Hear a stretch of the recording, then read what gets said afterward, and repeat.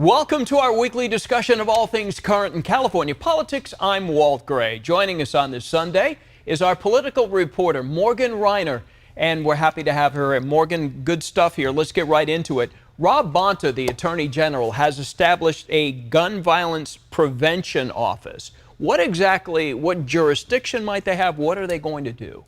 Well, it's under the Department of Justice, and it's basically an information hub. They will do research like on gun availability on the streets. They will promote that research, and they will implement best practices. An example he gave is red flag laws, which they do really well in San Diego, for example, where anyone can just report a roommate or a family member as a danger to themselves or others, and then they can get their gun taken away from them. But the big question, Walt, here is, how is he going to implement this office without the funding? There was a bill in the legislature to create this office, which his wife, who's an assembly member, actually authored, and that bill quietly died a silent death. And that's the looming question here.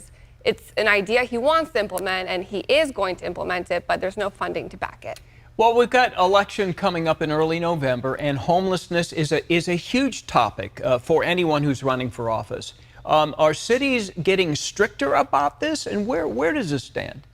Well, in Sacramento, for example, in our area, the city just banned public camping in certain areas. Then you go as far down to the state, to San Diego, for example, where arrests for illegal camping are surging right now. And I think that these progressive city leaders fully understand that these are not long-term solutions, but there's mounting public pressure right now to do something. And while we're less than a month away from ballots starting to go out, and this homelessness really is one of the top voting issues, and as progressive as these leaders are, they realize something needs to be done in the short term as well. Okay. The governor has a mountain of bills on his desk on this Sunday. He has a week to sign them. What are some of the big bills that he needs to consider and is considering?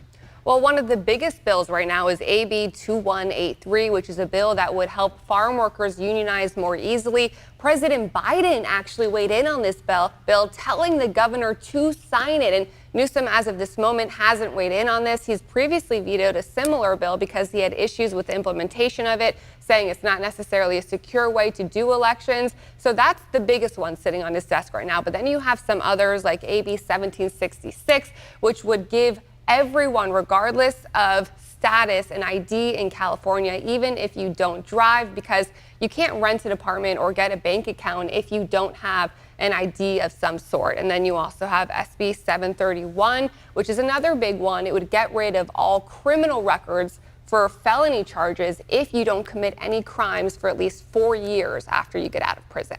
Okay, Morgan, thank you very much. That is ABC 10 political reporter Morgan Rynor on this Sunday. Folks, have a great rest of your weekend.